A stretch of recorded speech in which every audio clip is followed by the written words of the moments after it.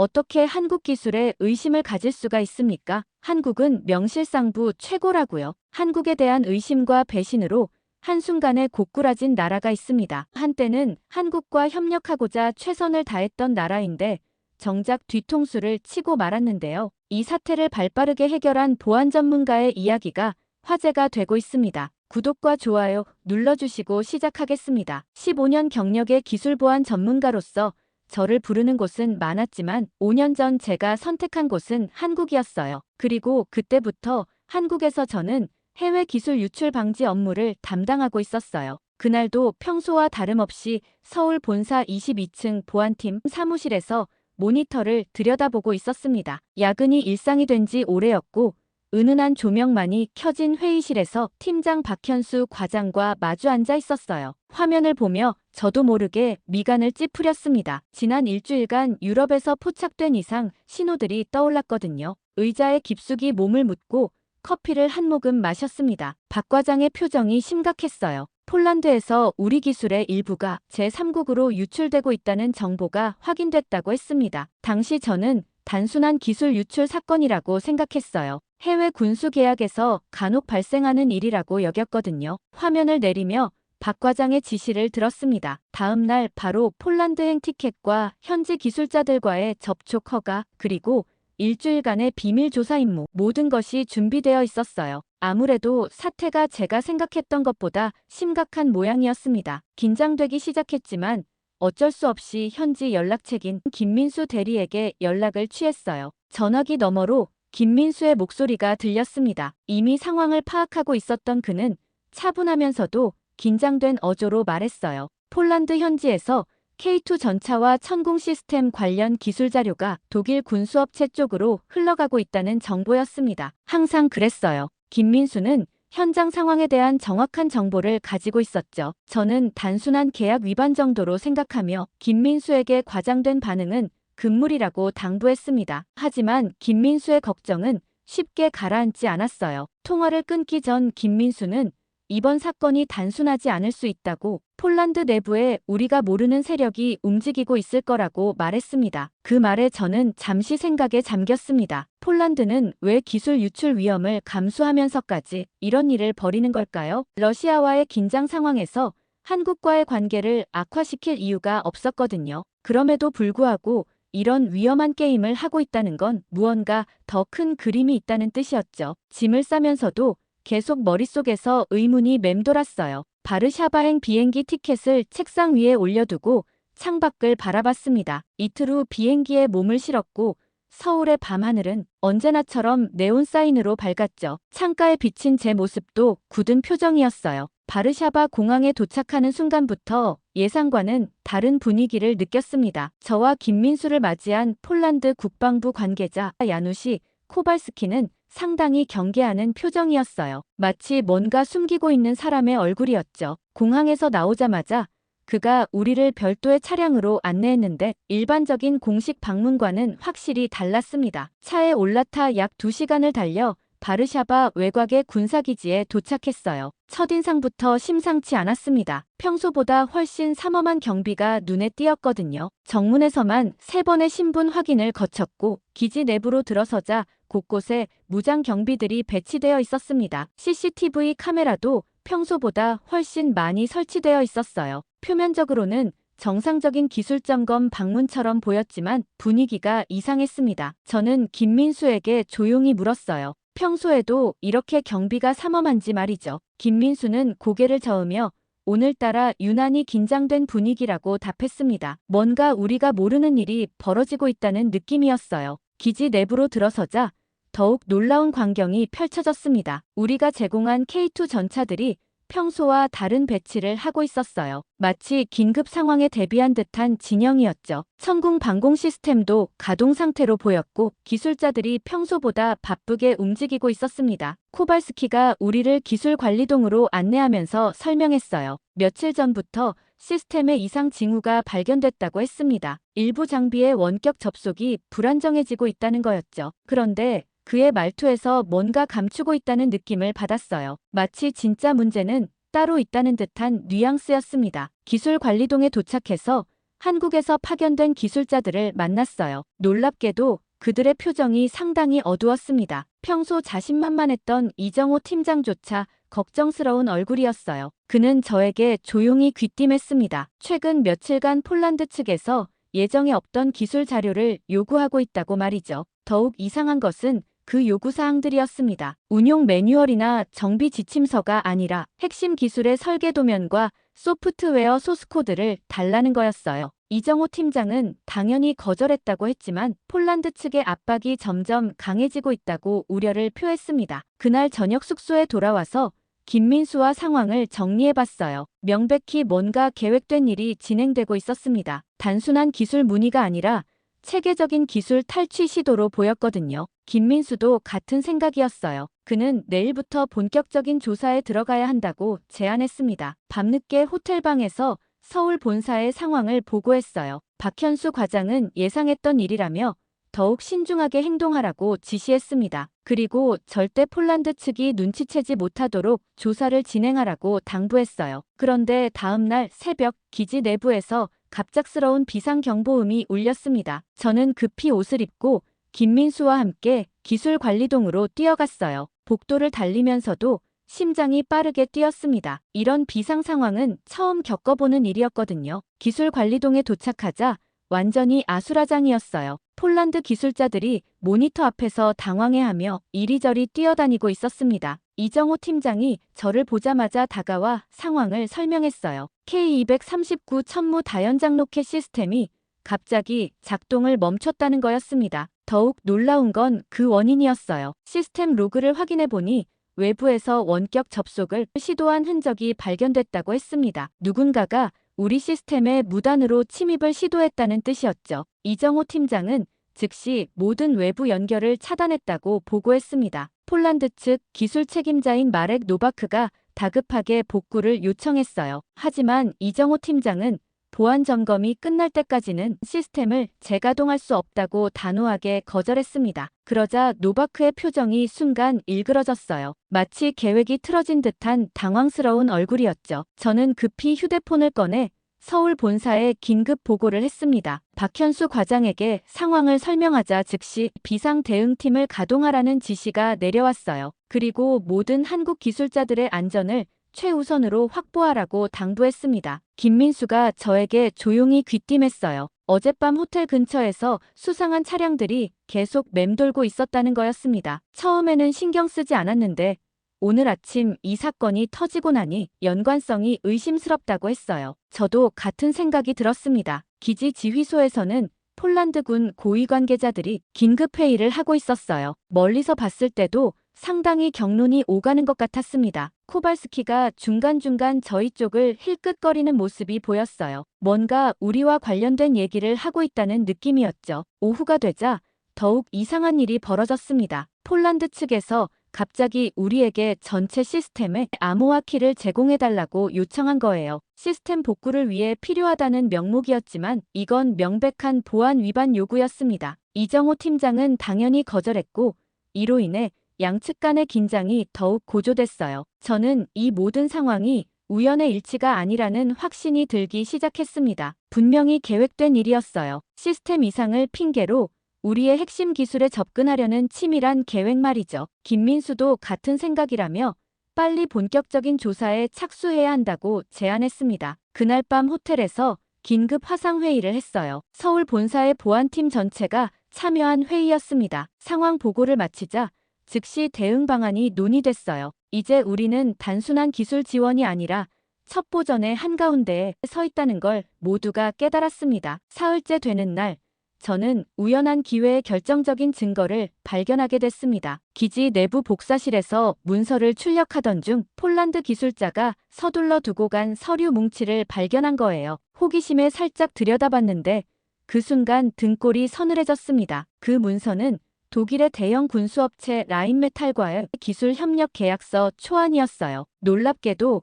우리가 폴란드에 제공한 K2 전차의 화력 통제 시스템과 천궁, 방공 시스템의 핵심 기술들이 명시되어 있었습니다. 단순한 협력이 아니라 기술 이전에 관한 구체적인 내용이었죠. 더욱 충격적인 건 서명란에 적힌 이름들이었어요. 폴란드 국방부 고위 관계자들의 이름이 줄줄이 적혀 있었습니다. 코발스키의 이름도 보였고 심지어 우리와 직접 업무를 담당하는 노바크의 이름까지 있었어요. 이들이 체계적으로 우리 기술을 독일에 넘기려 하고 있었던 겁니다. 저는 급히 휴대폰으로 문서 전체를 사진으로 찍었어요. 손이 떨렸지만 놓칠 수 없는 기회였습니다. 특히 계약 조건 부분에는 한국 측에 알리지 않고 기술을 제3국에 이전한다는 내용이 명확히 기록되어 있었어요. 이건 명백한 계약 위반이자 기술 절도였습니다. 문서를 다시 원래 자리에 놓고 자연스럽게 복사실을 나왔어요. 복도를 걸으면서도 심장이 쿵쾅거렸습니다. 이제 상황이 완전히 달라졌어요. 단순한 의혹이 아니라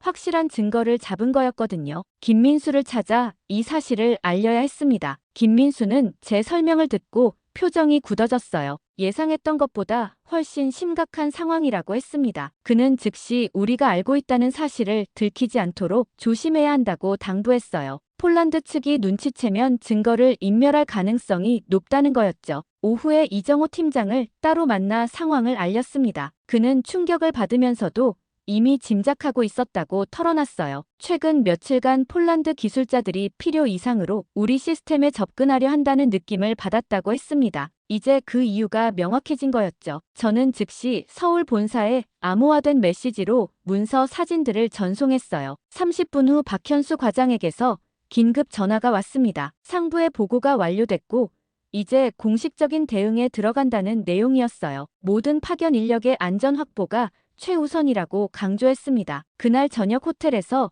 김민수와 대책을 논의했어요. 내일부터 폴란드 측의 움직임이 더욱 노골적일 가능성이 높다고 판단했습니다. 이미 들킨 건 아니지만 시간이 갈수록 위험해질 거라는 생각이 들었어요. 우리도 더 신중하게 행동해야 했습니다. 그런데 넷째 날 아침 예상했던 일이 벌어졌습니다. 폴란드 측에서 갑자기 우리 기술자들과의 개별 면담을 요청한 거예요. 표면적으로는 기술 협력 확대를 위한 상담이라고 했지만 저는 본격적인 압박이 시작된다는 걸 직감했습니다. 첫 번째 면담 대상은 신입 기술자인 최영민이었어요. 아직 경험이 부족한 친구라 걱정이 됐습니다. 저는 김민수와 함께 면담실 근처에서 대기하며 상황을 지켜봤어요. 약 1시간 후 최영민이 나왔는데 얼굴이 창백해져 있었습니다. 최영민은 저에게 조용히 상황을 설명했어요. 폴란드 측에서 개인적인 금전적 보상을 제시하며 핵심 기술 자료를 빼내 달라고 요구했다는 거였습니다. 거절하자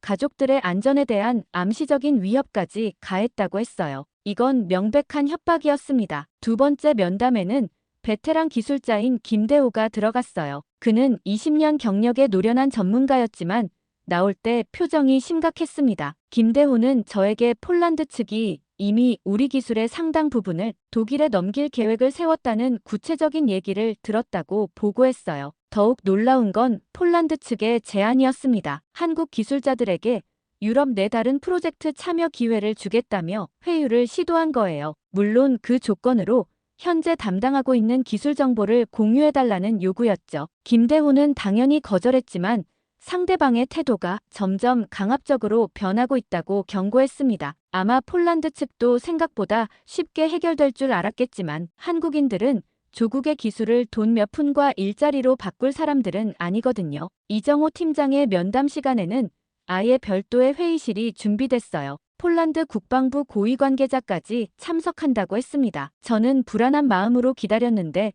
2시간이 넘도록 면담이 끝나지 않았어요. 뭔가 심각한 일이 벌어지고 있다는 느낌이 들었습니다. 이정호 팀장이 마침내 나왔을 때 그의 표정은 단호했어요. 저에게 조용히 말했습니다. 폴란드 측이 최후 통첩을 보냈다는 거였어요. 내일까지 핵심 기술 자료를 제공하지 않으면 모든 한국 기술자들의 출국을 제한하겠다고 위협했다는 겁니다. 서울 본사에서는 이미 예상했던 시나리오라며 비상계획을 가동하라고 지시했습니다. 모든 기술자들의 안전 확보가 최우선이고 필요하면 긴급 철수도 고려해야 한다는 내용이었어요. 그날 밤 저는 모든 한국 기술자들을 소집해 비공식 회의를 열었습니다. 상황의 심각성을 설명하고 앞으로의 대응 방안을 논의했어요. 모두들 긴장한 표정이었지만 끝까지 우리 기술을 지키겠다는 의지를 보여줬습니다. 특히 최영민은 처음엔 겁먹었지만 이제는 오히려 분노하고 있었어요. 그날 새벽 5시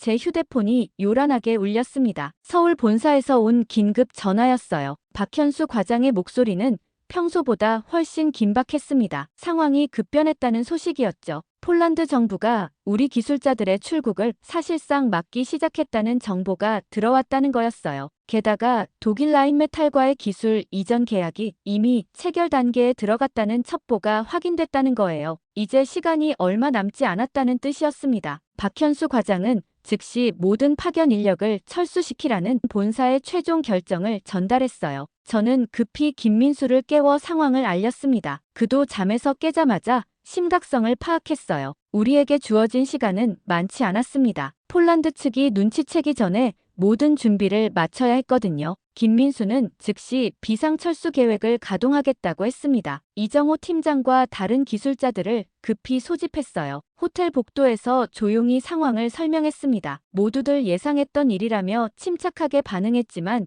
긴장감은 감출 수 없었어요. 특히 최영민은 어제의 위협이 떠올랐는지 불안해하는 기색이 역력했습니다. 가장 중요한 건 기술 자료의 안전한 이동이었어요. 이정호 팀장은 이미 모든 중요 데이터를 암호화해서 백업해뒀다고 보고했습니다. 물리적인 하드웨어는 포기하더라도 핵심 기술만큼은 절대 넘겨줄 수 없었거든요. 노트북과 저장 장치들을 완전히 포맷하는 작업도 병행했어요. 그리고 김민수가 비밀리에 항공편을 예약했어요. 오후 2시 바르샤바 발 서울행 직항편이었습니다. 13명의 기술자 전원이 같은 편으로 출국하면 의심받을 수 있어서 3개 그룹으로 나눠 서로 다른 시간에 공항으로 향하기로 했어요. 저와 이정호 팀장은 마지막 그룹에 포함됐습니다. 오전 10시부터 첫 번째 그룹이 은밀히 호텔을 빠져나가기 시작했어요. 최영민을 포함한 5명이었습니다. 다행히 폴란드 측은 아직 눈치채지 못한 것 같았어요.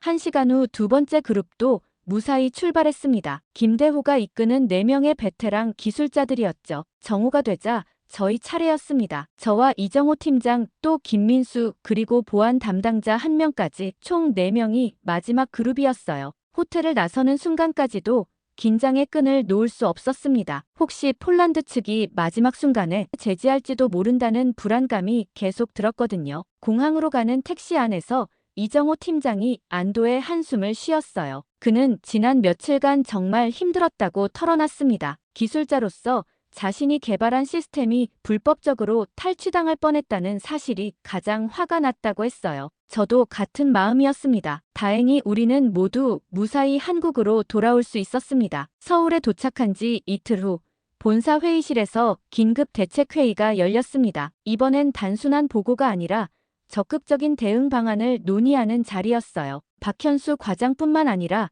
기술개발본부장과 보안팀 전체가 참석했습니다. 분위기가 사뭇 달랐어요. 가장 먼저 논의된 건 원격 차단 시스템의 가동이었습니다. 우리가 폴란드에 제공한 모든 장비에는 비상시 원격으로 주요 기능을 제한할 수 있는 백도어가 숨겨져 있었어요. 물론 정상적인 운용에는 전혀 영향을 주지 않지만 기술 유출 같은 비상 상황에서는 강력한 무기가 될 수 있었습니다. 이정호 팀장이 기술적인 설명을 했어요. K239 천무 시스템의 경우 핵심 화력 통제 소프트웨어가 암호화되어 있고 인증키 없이는 작동이 불가능하다고 했습니다. 우리가 그 인증키를 차단하면 시스템 전체가 무력화된다는 거였죠. 천궁 방공 시스템도 마찬가지였어요. 저는 폴란드에서 목격한 상황들을 다시 한번 상세히 보고했습니다. 독일과의 기술 이전 계약서와 우리 기술자들에 대한 협박 그리고 체계적인 기술 탈취 시도까지 모든 증거가 명확했기 때문에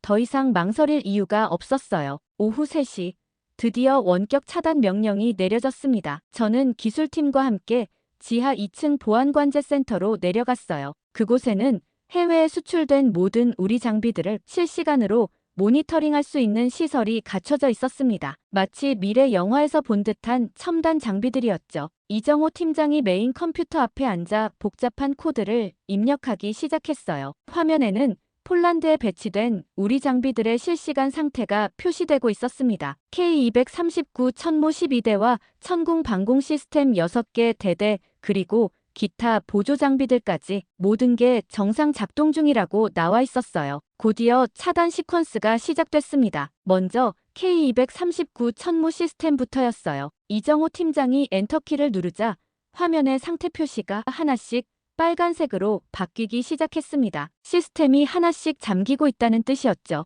약 10분 후 모든 천무 시스템이 완전히 차단됐어요. 다음은 천궁 방공 시스템 차례였습니다. 이건 더욱 복잡한 과정이었어요. 레이더부터 미사일 발사대까지 모든 구성 요소가 따로따로 관리되고 있었거든요. 이정호 팀장은 신중하게 하나씩 차단해 나갔습니다. 혹시 실수라도 있으면 안 되니까요. 오후 5시쯤 모든 차단 작업이 완료됐습니다. 폴란드에 있는 우리 장비들이 사실상 고철 덩어리가 된 거였어요. 겉보기엔 멀쩡해 보이지만 핵심 기능은 전혀 작동하지 않는 상태였습니다. 이정호 팀장은 만족스러운 표정으로 작업 완료를 보고했어요. 박현수 과장이 폴란드 현지 상황을 확인해 보라고 지시했습니다. 김민수가 현지 협력업체를 통해 정보를 수집했어요. 예상대로 폴란드 군 기지는 완전히 혼란에 빠져 있다는 소식이었습니다. 갑자기 모든 한국산 장비가 작동을 멈춰서 당황하고 있다는 거였죠. 그날 저녁 폴란드 뉴스에서 관련 소식이 나왔어요.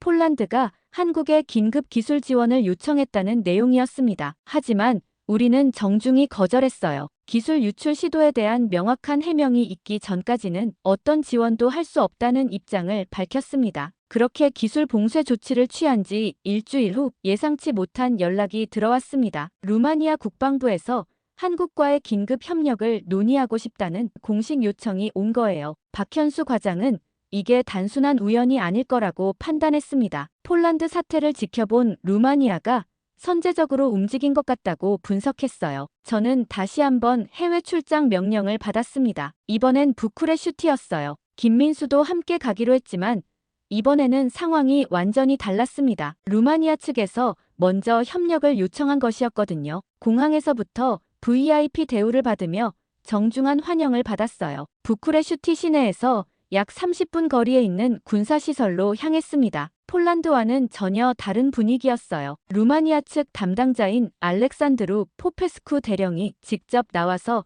맞이해줬습니다. 그의 첫 마디부터 인상적이었어요. 폴란드에서 벌어진 일들을 모두 알고 있다며 루마니아는 절대 그런 실수를 하지 않겠다고 단언했거든요. 첫 번째 미팅에서 루마니아의 진정성을 확인할 수 있었습니다. 포페스쿠 대령은 구체적인 협력 조건들을 제시했어요. 기술 유출 금지는 물론이고 제3국 이전도 절대 허용하지 않겠다는 서면 약속까지 준비해왔습니다. 심지어 독일이나 다른 나토 국가들과도 기술 공유를 하지 않겠다고 명시한 계약서 초안까지 가져왔어요. 더욱 놀라운 건 루마니아의 장기적인 계획이었습니다. 단순히 완성품을 수입하는 게 아니라 루마니아 내에 한국 방산업체의 현지 생산 라인을 구축하고 싶다는 제안이었어요. K9 자주포의 현지 조립 공장을 브라쇼브에 세우겠다는 구체적인 계획까지 제시했습니다. 김민수가 저에게 조용히 귀띔했어요. 루마니아가 이렇게 적극적인 이유는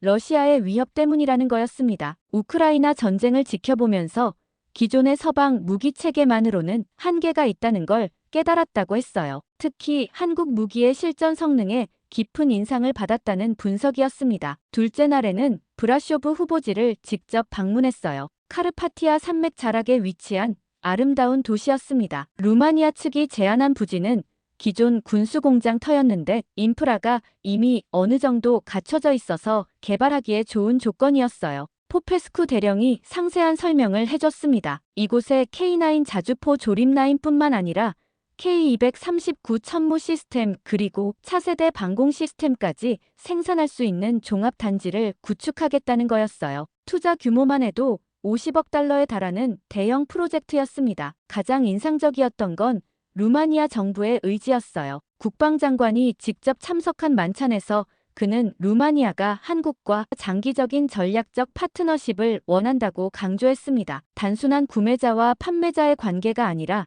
기술 협력과 공동 개발까지 포함하는 포괄적 동맹 관계를 추진하겠다는 의지였어요. 저는 그날 밤 호텔에서 서울 본사에 상세한 보고를 했습니다. 박현수 과장은 예상보다 훨씬 좋은 조건이라며 긍정적인 반응을 보였어요. 폴란드에서의 배신으로 인한 손실을 충분히 만회할 수 있는 기회라고 판단했습니다. 마지막 날 루마니아 측에서 깜짝 제안을 하나 더 했어요. 한국 기술자들과 루마니아 기술자들의 공동 연구개발 프로그램을 운영하겠다는 거였습니다. 서로의 기술을 융합해서 더 우수한 시스템을 만들어보자는 제안이었어요. 이건 정말 예상하지 못한 수준의 협력이었습니다. 한 달 후, 드디어 역사적인 순간이 찾아왔습니다. 루마니아 국방장관이 직접 한국을 방문해서 전략적 방산 협력 협정에 서명하게 된 거예요. 저는 이 협정 체결 과정에 처음부터 끝까지 참여하게 됐습니다. 폴란드에서의 쓰라린 경험이 오히려 더 좋은 기회로 이어진 셈이었어요. 저는 실무진 자격으로 참석했지만 그동안의 노고를 인정받아 특별히 일렬에 앉을 수 있었습니다. 감회가 새로웠어요. 포페스쿠 대령도 루마니아 대표단과 함께 참석했습니다. 그는 저를 보자마자 반갑게 인사하며 지난 부쿠레슈티에서의 만남을 언급했어요. 그때의 진솔한 대화들이 오늘의 협정으로 이어졌다고 치하해줬습니다. 저도 루마니아의 진정성 있는 자세에 깊은 인상을 받았다고 답했어요. 협정서의 핵심 내용은 상당히 포괄적이었습니다. K9 자주포와 K239 천무 시스템의 현지 생산은 물론이고 차세대 방공 시스템 공동 개발까지 포함되어 있었어요. 특히 기술 보호 조항이 매우 상세하게 명시되어 있었습니다. 폴란드 사태의 교훈이 고스란히 반영된 거였죠. 가장 인상적이었던 건 상호 기술 교류 조항이었어요. 한국의 첨단 무기 기술과 루마니아의 전통적인 야금악, 그리고 정밀 가공 기술을 융합하는 내용이었습니다. 단순한 일방적 기술 이전이 아니라 진정한 의미의 협력이었어요. 이런 조건은 지금까지 다른 나라와 맺은 계약에서는 볼 수 없었던 내용이었습니다. 서명식 후에 열린 기자회견에서 양국 국방장관은 이번 협정의 의미를 강조했어요. 한국 측은 동유럽 지역에서의 방산 협력 확대의 교두보가 될 것이라고 밝혔고, 루마니아 측은 자국의 방위산업 현대화의 결정적 계기가 될 거라고 평가했습니다. 박현수 과장은 저에게 따로 축하 인사를 전했어요. 폴란드에서의 위기 상황을 잘 극복하고 루마니아와의 새로운 기회를 만들어낸 공로를 인정한다는 거였습니다. 특히 현장에서의 정확한 정보 수집과 신속한 대응이 오늘의 성과로 이어졌다고 평가해줬어요. 오후에는 루마니아 대표단과의 실무 회의가 이어졌습니다. 브라쇼브 생산 단지의 구체적인 건설 일정과 기술자 파견 계획을 논의했어요. 올해 7월부터 착공에 들어가서 내년 말까지 1단계 시설을 완공한다는 일정이었습니다. 상당히 빠듯한 스케줄이었지만 루마니아 측의 의지가 확고했어요. 김민수도 이번 프로젝트의 현지 총괄 매니저로 발탁됐습니다. 그는 폴란드에서의 경험을 바탕으로 보안 관리에 특별히 신경 쓰겠다고 다짐했어요. 이번에는 절대 기술 유출 같은 일이 발생하지 않도록 철저히 관리하겠다는 의지였습니다. 저녁 만찬 자리에서 포페스쿠 대령이 의미 있는 말을 했어요. 어떻게 보면 폴란드의 배신 덕분에 루마니아가 더 좋은 파트너가 될 기회를 얻었다는 거였습니다. 위기가 오히려 기회가 된 셈이라고 얘기하더라고요. 그러면서 한국의 손을 잡게 되어서 얼마나 기쁜지 모른다고 얘기했습니다. 그렇게 루마니아와의 협정이 체결된 지 2주 후 국제 뉴스에서 흥미로운 소식들이 연달아 나오기 시작했습니다. 폴란드가 한국산 장비 문제로 심각한 곤경에 빠져 있다는 보도였어요. 저는 본사 모니터링 팀과 함께 관련 뉴스들을 주의 깊게 지켜봤습니다. 첫 번째 충격적인 소식은 폴란드 군 내부의 갈등이었어요. 우리가 차단한 K239 천무 시스템과 천궁 방공 시스템이 여전히 복구되지 않고 있다는 거였습니다. 폴란드 군 고위층에서는 정부의 성급한 기술 유출 시도를 강하게 비판하고 있다는 내부 정보가 흘러나왔어요. 더욱 심각한 건 러시아의 움직임이었습니다. 폴란드의 방공망에 문제가 생겼다는 걸 파악한 러시아가 발트해 인근에서 군사훈련을 강화하고 있다는 소식이었어요. 폴란드로서는 최악의 타이밍이었죠. 국경 방어에 핵심적인 역할을 하는 장비들이 모두 무력화된 상태였으니까요. 박현수 과장이 저에게 폴란드 상황을 더 자세히 분석해보라고 지시했어요. 김민수와 함께 폴란드 언론 보도들을 꼼꼼히 살펴봤습니다. 놀랍게도 폴란드 국방위원회에서 정부 책임자들을 소환해서 질의하고 있다는 소식이 있었어요. 기술 유출 시도가 국정감사 차원에서 다뤄지고 있다는 거였죠. 폴란드 상황을 분석하면서 가장 인상적이었던 건 여론이었습니다. 처음에는 정부의 입장을 지지하던 언론들도 이제는 비판적인 보도를 쏟아내고 있었어요. 한국과의 관계를 악화시켜서 국가 안보를 위험에 빠뜨렸다는 비판이 줄을 이뤘습니다. 심지어 야당에서는 정부 퇴진을 요구하는 시위까지 조직하고 있다고 했어요. 코발스키나 노바크 같은 인물들의 근황도 파악됐습니다. 이들은 모두 현재 직위에서 해임되거나 수사를 받고 있는 상황이었어요. 특히 독일과의 기밀 계약서가 폭로되면서 배신 행위의 주모자로 지목받고 있었습니다. 인과응보라는 생각이 들었어요. 그런데 바로 하루 뒤 충격적인 뉴스가 나왔습니다. 독일에서 폴란드와의 기술 이전 계약을 일방적으로 파기했다는 발표를 한 거예요. 한국의 기술 차단으로 인해 실질적인 가치가 없어졌다는 이유였습니다. 폴란드로서는 설상가상이었죠. 배신의 대가로 얻으려던 것마저 물거품이 된 거였으니까요. 궁지에 몰린 폴란드 정부는 우리에게 여러 차례 협상을 요청해왔습니다. 기술 차단을 해제해달라는 공식적인 요청부터 시작해서 비공식적인 중재안까지 다양한 제안들이 들어왔어요. 하지만 우리 정부와 회사 모두 일관된 입장을 유지했습니다. 명확한 사과와 재발 방지 약속이 없는 한 어떤 협상도 불가하다는 거였어요. 그때 김민수가 흥미로운 정보를 가져왔습니다. 폴란드 내에서 우리 장비를 대체할 방안을 찾고 있지만 마땅한 대안이 없다는 거였어요. 미국이나 독일 장비로 교체하려면 천문학적인 비용이 들고 시간도 몇 년씩 걸린다는 분석이었습니다. 결국 폴란드는 스스로 만든 덫에 걸린 셈이었어요. 오히려 체코와 슬로바키아는 폴란드의 사례를 교훈 삼아 한국과의 협력을 더욱 강화하겠다고 발표했어요. 헝가리도 한국산 무기 도입을 적극 검토하고 있다는 소식이 들려왔습니다. 폴란드의 실패가 오히려 우리에게는 더 많은 기회를 가져다 준 거였죠. 그날 저녁 박현수 과장과 함께 상황을 정리해봤어요. 폴란드는 완전히 고립된 상태였고 우리는 더욱 강력한 협상력을 갖게 됐습니다. 하지만 아직 게임이 끝난 건 아니었어요. 한국 정부는 강력한 스탠스를 보여줬습니다. 마침내 폴란드와의 방산 협력 관계를 공식적으로 종료한다고 발표했거든요. 당시 브리핑에서 나온 내용은 충격적이었어요. 폴란드의 기술 유출 시도가 단순한 계약 위반을 넘어서 국가기밀 탈취 수준이었다는 정보기관의 분석 결과가 공개된 거였습니다. 심지어 북한이나 중국으로의 2차 유출 가능성까지 제기됐어요. 이 정도면 국가 안보를 위협하는 심각한 사안이었죠. 정부의 결정은 단호했습니다. 폴란드를 방산협력 블랙리스트에 올리고 향후 10년간 어떤 군사기술도 제공하지 않겠다는 거였어요. 이미 수출한 장비들에 대해서도 기술 지원을 완전히 중단하기로 했습니다. 사실상 절연 선언이나 다름없었어요. 외교부 대변인은 한국이 신뢰를 바탕으로 한 방산 협력만을 추진할 것이라고 강조했습니다. 폴란드 사례는 다른 국가들에게도 경고 메시지가 될 거라고 덧붙였어요. 기자회견 후 폴란드 대사관에서 즉시 반박 성명을 냈습니다. 한국의 일방적인 기술 차단이 국제법 위반이라고 주장하며 국제 중재를 요구하겠다는 내용이었어요. 하지만 이미 계약서에 명시된 보안 조항을 위반한 건 폴란드 측이었기 때문에 법적으로도 우리가 유리한 상황이었습니다. 박현수 과장이 저에게 특별 임무를 맡겼어요. 유럽 내 다른 국가들에게 폴란드 사태의 교훈을 전파하는 역할이었습니다. 한국의 방산 기술이 얼마나 엄격한 보안 체계로 관리되고 있는지 알리고 동시에 신뢰할 수 있는 파트너에게는 더 좋은 조건을 제공할 수 있다는 메시지를 전달하는 거였죠. 일주일간의 유럽 순방을 마치고 서울로 돌아왔을 때 상황은 완전히 바뀌어 있었습니다. 폴란드와의 절연 선언 이후 오히려 다른 유럽 국가들로부터의 협력 요청이 급증한 거예요. 리투아니아, 라트비아, 슬로베니아까지 줄을 서서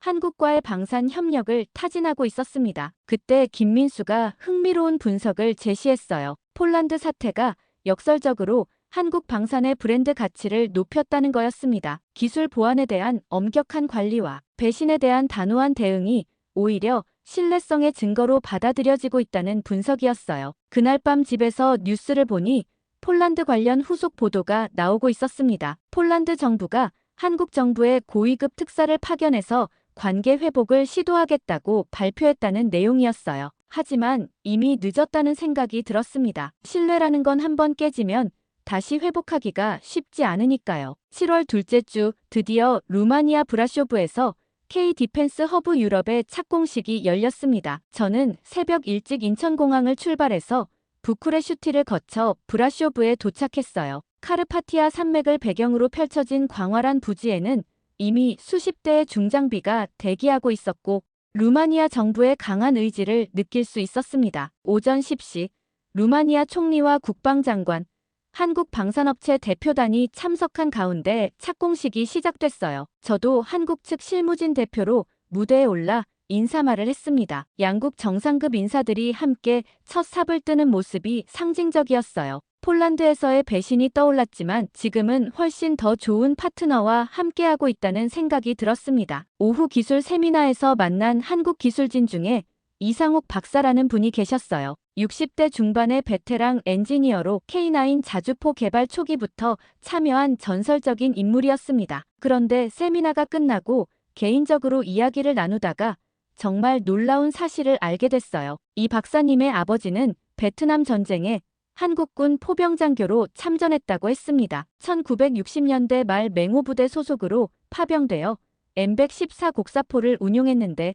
당시 미군 포병들과 함께 작전을 펼치면서 선진 포병 기술에 깊은 감명을 받았다고 해요. 전쟁이 끝나고 귀국한 뒤에도 평생 한국 포병 기술 발전을 위해 노력했다는 이야기였습니다. 이상욱 박사는 아버지의 뜻을 이어받아 포병 기술 개발에 평생을 바쳤다고 했어요. 1980년대 초 국방과학연구소에 입소해서 자주포 개발 프로젝트에 뛰어들었을 때만 해도 한국 기술로는 불가능하다는 말을 수없이 들었다고 했습니다. 외국 기술에 의존할 수밖에 없다는 분위기였다고 해요. 하지만 이 박사님은 포기하지 않았습니다. 독일, 미국, 영국 등지로 기술 연수를 다니면서 선진 기술을 배웠지만 단순히 모방하는 게 아니라 우리만의 독창적인 기술을 개발하려고 노력했어요. 특히 아버지가 베트남에서 경험한 실전 노하우를 바탕으로 한국의 지형 특성과 작전 환경에 최적화된 자주포를 만들겠다는 신념이 확고했다고 했습니다. 1990년대 말 K9 자주포 개발이 본격화됐을 때 이 박사님은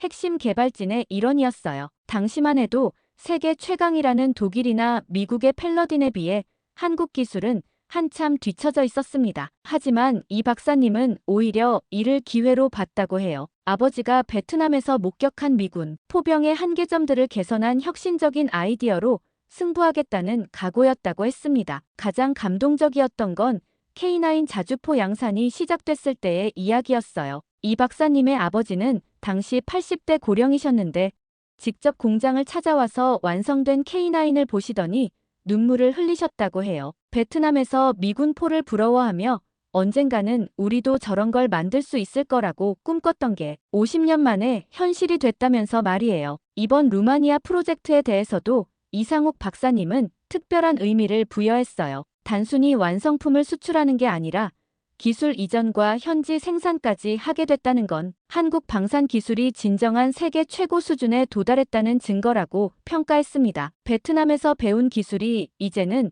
우리가 다른 나라에 전수해주는 기술이 됐다는 거죠. 저녁 만찬에서 이 박사님이 마지막으로 해준 말이 잊혀지지 않아요. 아버지 세대는 베트남에서 미군 무기로 싸워야 했지만 이제는 우리 기술로 만든 무기로 다른 나라까지 도와줄 수 있게 됐다면서 정말 자랑스럽다고 하시더라고요. 그 순간 저도 모르게 가슴이 뭉클해졌습니다. 브라쇼브를 떠나는 비행기에서 창밖을 내려다보니 착공 현장이 보였어요. 몇 년 후 이곳에서 우리 기술로 만든 최첨단 무기들이 생산될 거라는 생각에 가슴이 뿌듯했습니다. 이상욱 박사님 같은 분들의 헌신이 있었기에 오늘의 성과가 가능했다는 생각이 들었어요. 브라쇼브 착공식 이후 한 달이 지나자 유럽 방산업계에 예상치 못한 파장이 일기 시작했습니다. 저는 본사에서 매일 들어오는 해외 동향 보고서를 검토하면서 상황의 변화를 실감할 수 있었어요. 가장 먼저 반응을 보인 건 독일이었습니다. 라인메탈과 크라우스 마파이 같은 독일 군수업체들이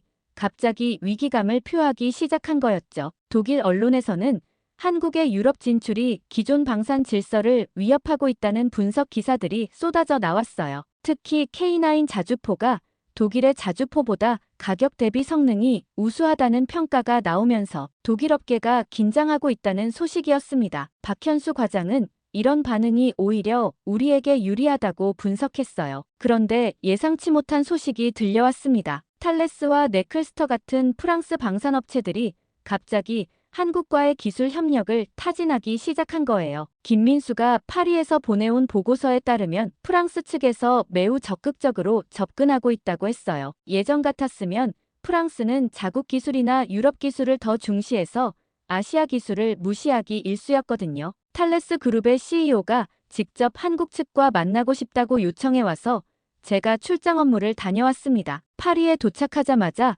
프랑스 측의 태도 변화를 실감할 수 있었어요. 공항에서부터 VIP 대우를 받으며 시내로 이동했습니다. 탈레스 본사에서 열린 미팅은 정말 놀라웠어요. 장 피에르 뒤프레 CEO가 직접 나와서 저를 맞이했습니다. 그는 첫 인사부터 솔직하게 털어놨어요. 지금까지 프랑스가 한국의 방산 기술을 과소평가했다는 점을 인정한다고 말했습니다. 특히 아시아 국가의 기술력에 대해 편견을 가지고 있었다면서 공식적으로 사과했어요. 뒤프레 CEO는 K9 자주포의 성능에 대해 극찬을 아끼지 않았습니다. 프랑스의 자주포보다 화력, 기동성, 생존성 모든 면에서 우수하다고 평가했어요. 특히 자동화 수준과 정확도가 압도적이라며 감탄했습니다. 이런 기술을 개발한 한국의 엔지니어링 능력에 대해 깊은 존경을 표한다고 했어요. 가장 놀라운 건 KF-21 전투기에 대한 평가였습니다. 프랑스 공군에서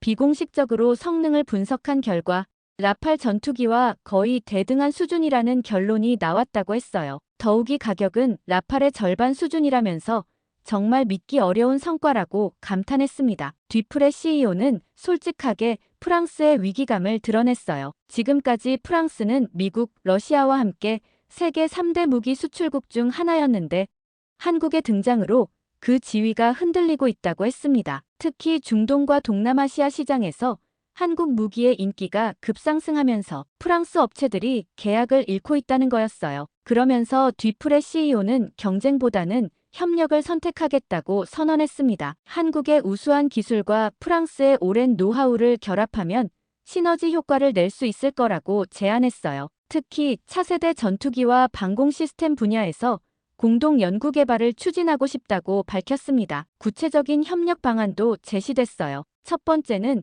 KF-21의 유럽 버전 개발이었습니다. 한국의 기본 설계에 프랑스의 미사일과 전자전 시스템을 통합한 새로운 버전을 만들자는 거였어요. 두 번째는 차세대 방공 시스템 공동 개발이었습니다. 천궁의 기본 구조에 프랑스의 레이더 기술을 접목하는 프로젝트였죠. 게다가 프랑스가 전통적으로 강세를 보이던 아프리카 시장에 한국 기업들과 함께 들어가자는 거였습니다. 프랑스의 정치적 영향력과 한국의 기술력을 결합하면 아프리카 전체 시장을 장악할 수 있다고 자신했어요. 뒤프레 CEO는 과거에 대한 반성도 잊지 않았습니다. 몇 년 전까지만 해도 프랑스 업계에서는 한국을 단순한 모방 국가로 여겼다고 솔직하게 인정했어요. 하지만 이제는 한국이 혁신의 선두주자라는 점을 인정한다면서 과거의 오만함에 대해 다시 한번 사과했습니다. 협상 과정에서 프랑스 측의 절실함이 느껴졌어요. 한국과의 협력 없이는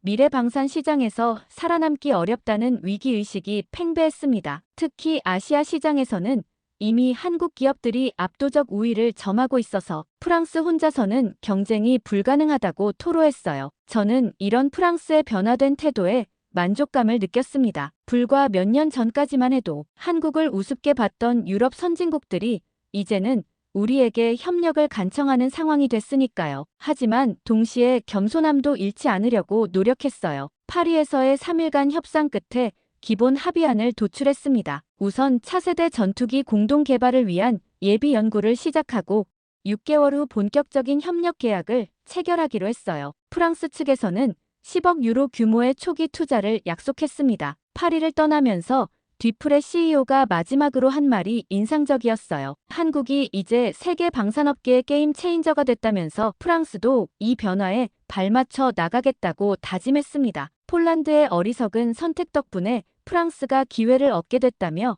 아이러니하다고 웃기도 했어요. 서울로 돌아와서 보고를 마쳤을 때 회사 임원진들의 반응이 폭발적이었습니다. 프랑스라는 전통 강국과의 전략적 파트너십이 성사되면서 유럽 진출의 교두보가 확실해진 거였어요. 폴란드 사태로 시작된 위기가 이제는 글로벌 도약의 발판이 되고 있었습니다. 그 와중에 루마니아에서 특별한 초청이 들어왔습니다. 포페스쿠 대령이 직접 서울을 방문해서 저에게 브라쇼브 현장을 다시 한번 방문해달라고 요청한 거예요. K 디펜스 허브 건설이 예상보다 빠르게 진행되고 있어서 중간 점검이 필요하다는 명목이었지만 실제로는 더 큰 계획을 논의하고 싶다는 의도가 보였습니다. 부쿠레슈티에 도착하자마자 놀라운 광경을 목격했어요. 공항에서부터 시내까지 곳곳에 한국 기업들의 광고판이 눈에 띄었습니다. 삼성, LG는 물론이고 현대중공업까지 루마니아 진출을 알리는 현수막들이 걸려 있었어요. 분명히 K 디펜스 허브 프로젝트의 파급 효과였습니다. 브라쇼브에 도착해서 본 현장의 변화는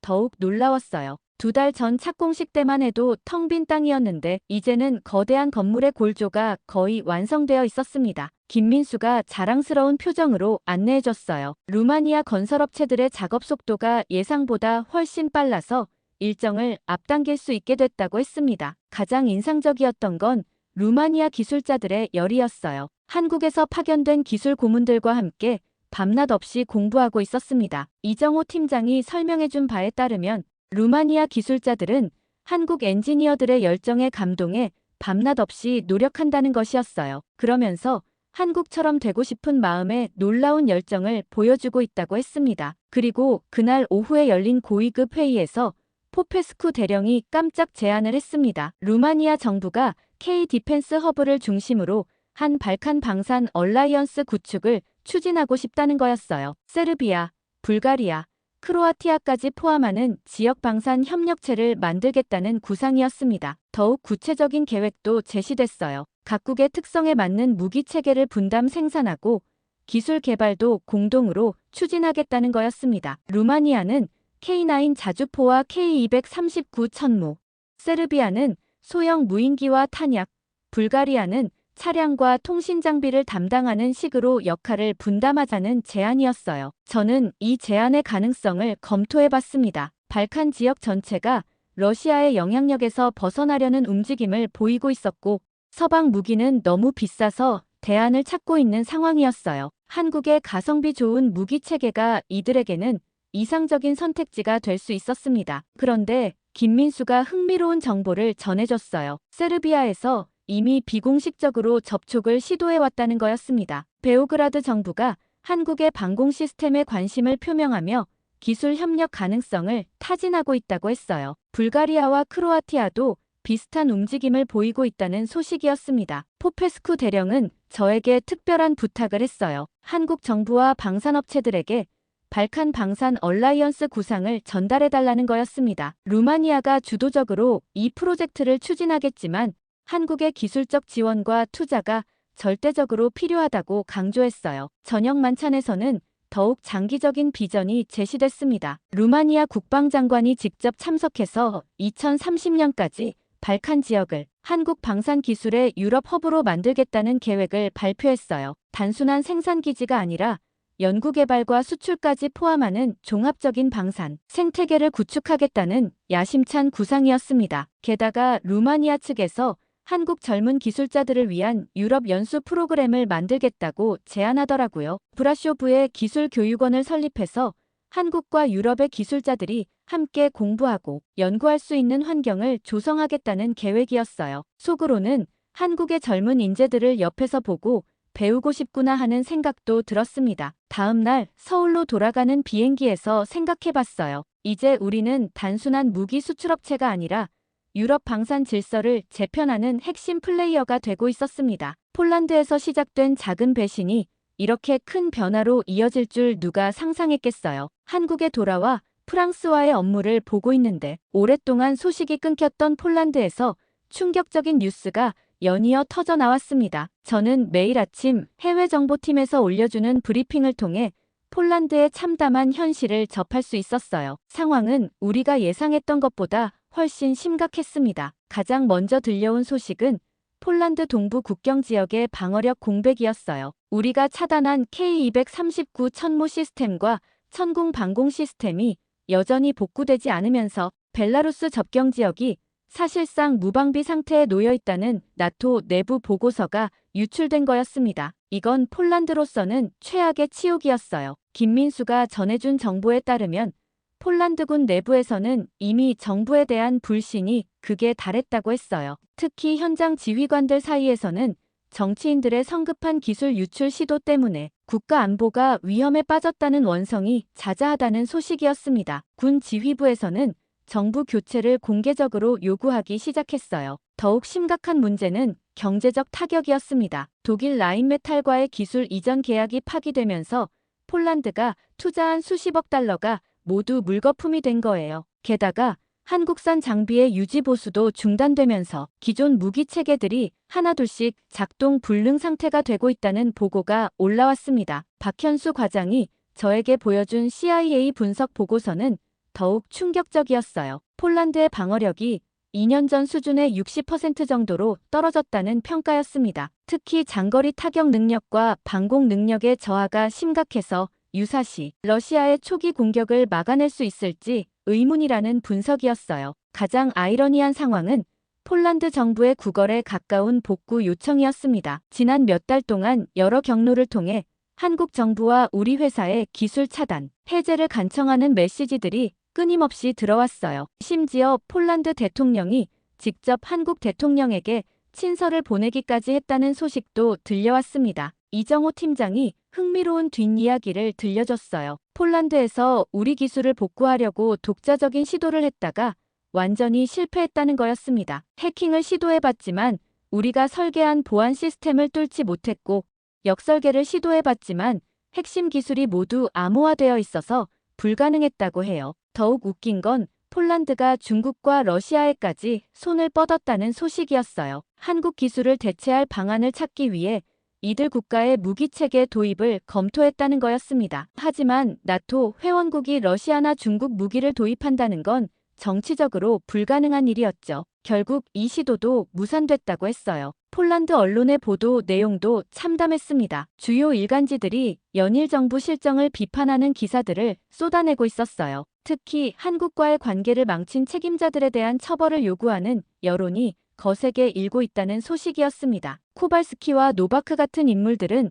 이미 사회적으로 매장된 상태였어요. 가장 극적인 변화는 폴란드 국민들의 여론이었습니다. 여론조사 결과 국민의 80% 이상이 한국과의 관계 회복을 원한다고 응답했다는 조사 결과가 나왔어요. 정부의 잘못된 판단으로 인해 국가가 위험에 빠졌다고 보는 시각이 압도적이었습니다. 더욱 심각한 건 폴란드의 국제적 위상 추락이었어요. 나토 내에서도 폴란드의 발언권이 현저히 약해졌다는 분석이 나왔습니다. 신뢰할 수 없는 파트너로 인식되기 시작했다는 거였죠. 심지어 미국에서도 폴란드에 대한 군사 지원을 재검토하고 있다는 소문이 돌았어요. 김민수가 전해준 가장 놀라운 소식은 폴란드 내 한국 기업들에 대한 여론이었습니다. 삼성, LG 같은 기업들에 대해서는 여전히 호의적인 반응을 보이고 있다는 거예요. 오히려 정부의 잘못으로 훌륭한 기술 파트너를 잃게 됐다며 아쉬워하는 목소리가 많다고 했습니다. 그날 저녁집에서 폴란드 관련 뉴스를 정리하면서